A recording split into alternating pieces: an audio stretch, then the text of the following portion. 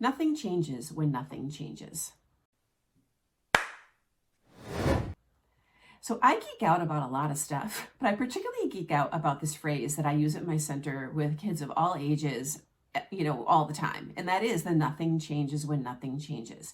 So when you take an individual who is friendless, they are home all the time, there's no invitations, the phone's not ringing, they're not getting text messages, they're not getting invited to birthday parties, they're not even maybe playing with people at recess, or they're not hanging out with people at lunch, having conversations. There's going to be a level of loneliness that comes with that. But there's also a lot of anxiety. So people who have not had a good outcome when they tried to make friends their whole lives, they're going to be really anxious about going to try again and go out and make friends. So there's going to be a lot of anxiety around that. But if you're not going to make a change, then nothing's going to change. So if you're lonely and you're sad and you wish you had friends, staying home alone, lonely and sad without friends is not going to get you those friends. You do need to take that effort to go out and find them.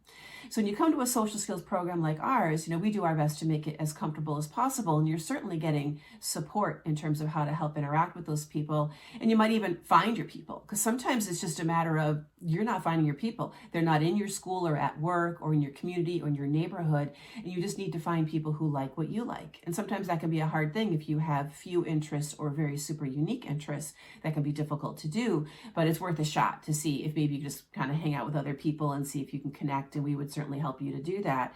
But it's really important to make that change. Otherwise, nothing changes. I really want to make sure that we are helping people to be as connected socially as possible. Not only does it help you just with loneliness in terms of having friends and having more entertainment and enjoyment in your life, but it does have a lot of effects in terms of like your lifelong happiness.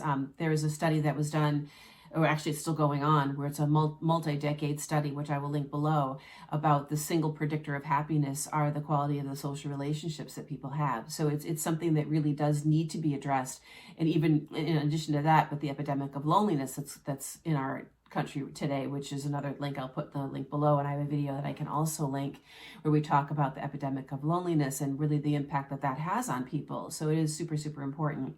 But we understand it's anxiety provoking, but it's one of those steps that has to be taken in order for things to change and for you to be able to form those friendships or find those friends and get out of that slump that you might be in.